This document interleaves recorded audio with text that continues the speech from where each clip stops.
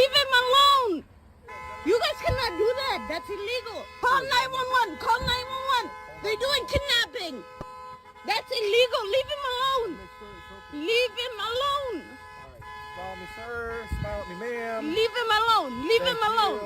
Leave him alone. You guys are doing kidnapping. Kidnapping. This is called kidnapping. Kidnapping. This kidnapping. Call 911. Naima, call 911. Piece of work. This is called kidnapping. Honestly, the Somalians and the blacks have been beefing. Okay, this ain't no new shit. Especially when I was in high school, there used to be Somali blood gangs against the GDs, against the regular bloods, all type of shit, okay? And this stems from when the Somalians were coming over here. They were taught propaganda to stay the fuck away from black Americans.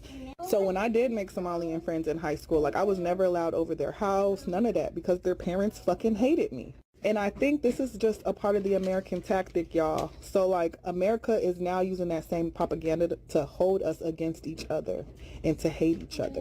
When especially white people cannot tell the difference between black Americans and Somalis. They literally treat us the same. And that's what black Americans have been trying to tell Somalian people for a very fucking long time when they came over here trying to act privileged. That you are not ever going to be seen from more than us. Like you will always be the shit on the end of the stick when it comes to white people. Yes, you guys were given opportunities, and white people at first were greeting you and happy you were here for that tax credit, but baby, now you're taking their resources and they don't fuck with that shit. First of all, I think white people can see the difference. Never say that again, that's kind of stupid. And they treat us the same. Well, they get more votes there. I think they get more votes, and also they make more babies. That makes sure there are more votes going in that direction. So hey, and also they're more dependent on the system because they come from a third world country, so they need time to adapt. Dilo, remember to subscribe.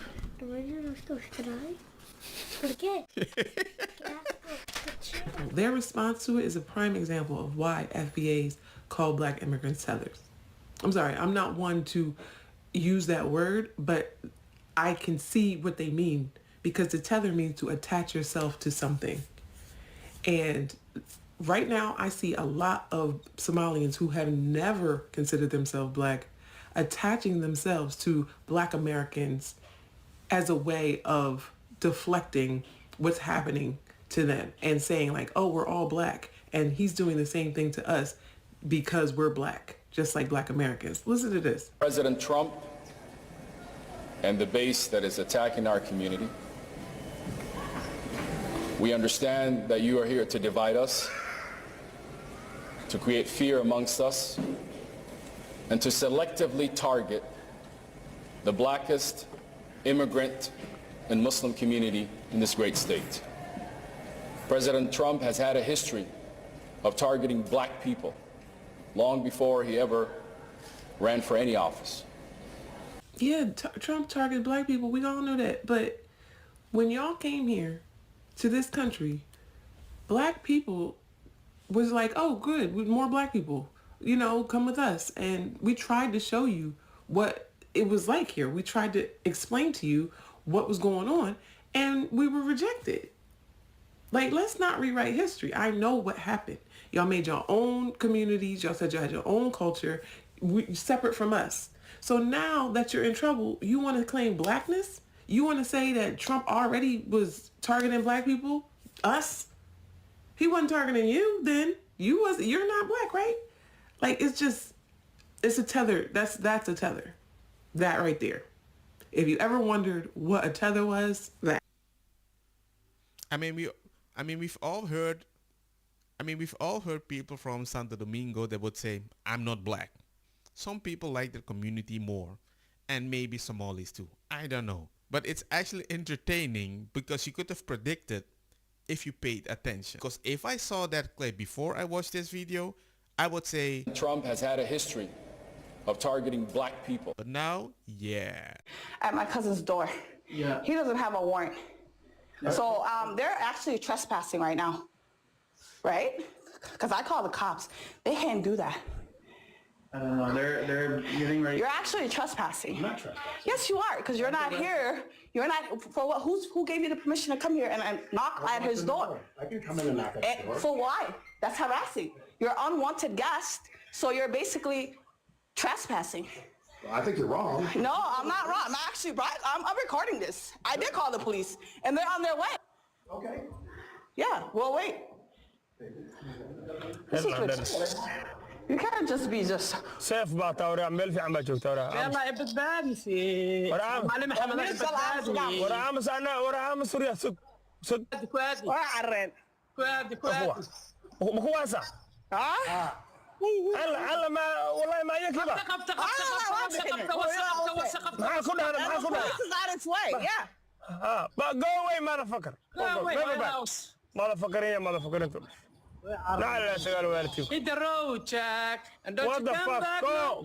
What do you want, Jogan? أبي هورا.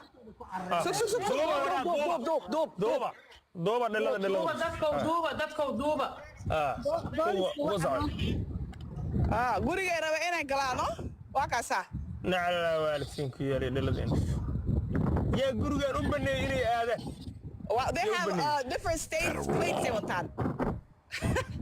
Maarta. Wow. waa run taarga kale wataan. Wallahi plates kale wataan. Wallahi meelo kale ka imaadeen wala kale. There's also another one missing. I don't know what the other one. Ma bixiya kan gaarigaas ku koray mid kala hare. Kii oo jacket. Yeah? Musiga qabta.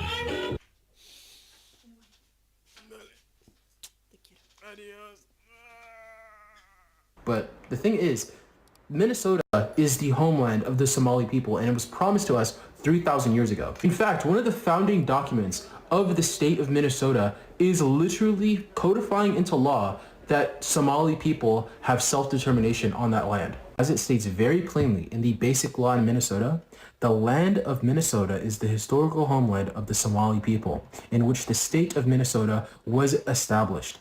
The state of Minnesota is the home of the Somali people, in which it fulfills its natural, cultural, religious, and historical right to self-determination. The right to exercise self-determination in the state of Minnesota is unique to the Somali people. The state views the development of Somali settlement as a national value and will act to encourage and promote its establishment and consolidation. So that's the end of the debate. The only people who have the right to self-determination in Minnesota are Somalis. Somalis have a cultural tie to the land. It was promised to us 3,000 years ago, and we have the right to go back to our homeland. If anybody wants to help me pay for Aliyah to my homeland, please help me out. Oh, hell no! Hey Grog, tell me if this is true. Nah, that's not true at all. Minnesota's land is historically Dakota and Ojibwe territory, established as a state in 1858, way before any Somali folks showed up. Somalis started settling there as refugees in the early 90s, fleeing civil war, and it's grown into a big community thanks to jobs and support networks, not some ancient homeland claim. No state policy grants them unique self-determination rights or treats their settlement as a national value. That's straight up made up. You lying ass bitch. The real story is about welcoming immigrants, but recent headlines are more about immigration crackdowns. I fear Minneapolis. Alhamdulillah, mashallah, ya Allah. This is Little Mogadishu, Minneapolis, the unofficial capital of the 100,000 plus Somalis that have made Minnesota their home. Do you speak any English? Somali. French. No. No English? This community speak English? Yeah, why not? What I'm speaking now, am I speaking for Greek? That takes time. Somalis came here 30 years ago. You think 30 years is not enough time to assimilate? I do not agree with the simulation. I came from Virginia previously. Why from Virginia to Minnesota? Well, we have more Somali, more power, we have more political power. We can have better chances here. madaxweynaha Soomaaliya madaxweyne Xasan Sheikh Maxamuud inaan maanta ku soo dhaweyno Minneapolis. Our president of Somalia. Oh my gosh, you guys. Let us investigate. Ladies and gentlemen, I've checked online and all the AI bots are saying the subtitle is wrong. She never pledged allegiance to Somalia president. So now that we get that out of the way, and you know I'm not a super right-winger, the way they still treat America still feels disrespectful to many black Americans. Do you know what the predominant religion is in Somalia? Take a guess. Islam. Over 99% of the population. You guessed it.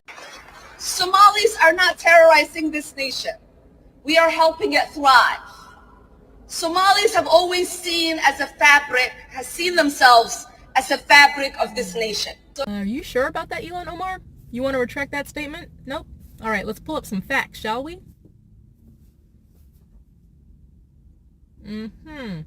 Let's pull up some more. Right. Helping America thrive. Here's where my problem lies. Elon Omar is always talking negatively about America, the country that she resides in, and she's always speaking highly about Somalia. You know, the country that she won't go back to. It's amazing how much high esteem Somalia gets when it's coming out of her mouth, just speaking about it, when in actuality, here are the facts about Somalia. So for starters, United States listed Somalia as a level 4 risk. It's the highest level of advisory. Do not travel there. They're saying it's high crimes, high terrorism, don't forget kidnapping and piracy. Also, forgive me for my pronunciation, but Al-Shabaab conducts terrorism attacks, bombings in Mogadishu. So that's Somalia. Organized crime is very prevalent. It's a hub for human trafficking, illicit network. Oh yeah, and we can't forget in Somalia, there's weak governance. They have poor law enforcement, and also some areas are heavily restricted and governed by Sharia law. Human trafficking, arms trafficking, sexual violence, piracy. Shall I go on? And it is a fact, not an opinion or a feeling. It is an objective fact. One of the most dangerous countries in the entire world. If Curacao, my native island, was living under that condition, I would never speak about America like that.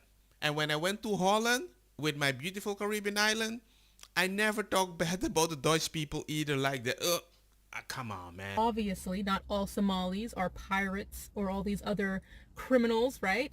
But when you have a large portion of people doing something and you bring that over to another place, chances are it's going to continue. Never in the history of ever have I seen a third world country come to a first world country and the first world country get better and improve when they don't assimilate. I was this close. This close. Which we see so often within their religion. And people will call me, because they would say that's racist. Islamophobic in their religion. And people will call me Islamophobic. That word is fake. It's made up by Muslim Brotherhood, first and foremost. And it's created to just deflect and to not take accountability for whenever they do mess up. When you break down Islam, yes, people should definitely be afraid of Islam. They should be afraid of Sharia law coming to America, to the Western nations. They should definitely be afraid of women losing their rights, the right to vote, having half a brain in their religion. Mind you, my father is Muslim, okay? I grew up in an Islamic home. I had the hijab. I went to the mosques. They separated the women from the men. The girls could not even shake men's hands. They were considered less than. I'm a lefty. I'm left-handed, right? And guess what? This is considered an unclean hand. My own father would try to force me to use this hand to eat and write with. So I don't care about white liberals, Muslims coming to me telling me that it's Islamophobic to stand up for women, to say we don't want Sharia law in Western nations, we don't want crimes, we don't want oppression to come to our countries. If you guys love your country so much, go back to those countries. I have seen so many people that are atheists, so many women that are left-leaning, solely they're right-leaning because they care about women's rights. I see that a lot. I see a lot of ladies that don't feel safe. And suddenly they have almost the same algorithm as me. And I'm like, why are you what? Oh. Stop bringing your values and beliefs to another country and expecting other people to conform to them. And last thing I'll address regarding President Trump, I would have used a different choice of words. However, he had a point. As any rational human being would be able to see, Somalia is definitely a dangerous country. Here's the ironic part. So we have celebrities, right? And we have Tim Walz denouncing President Trump's remarks about calling Elon Omar garbage and Somalia garbage, right? Did they denounce when Biden called millions of Trump supporters garbage, though? Puerto Rico, where I'm in my home state of Delaware. They're good, decent, honorable people. The only garbage I see floating out there is just supporters. Yeah, it's giving selective outrage, right? If it doesn't fit their narrative or their agenda, they're denouncing, they're upset, they're gonna say it's bad, but you know, if it's coming from Trump, evil. It's evil. But if it's coming from Biden or anyone that's on their side, it's permissible. The hypocrisy. That's all I'm saying. All right? Alrighty. And then they would call this girl, you are dehumanizing people. And you call her fascist, racist, bigot, and all the other phobia. But you're not dehumanizing. Help me make this. Doesn't make any. God, help me.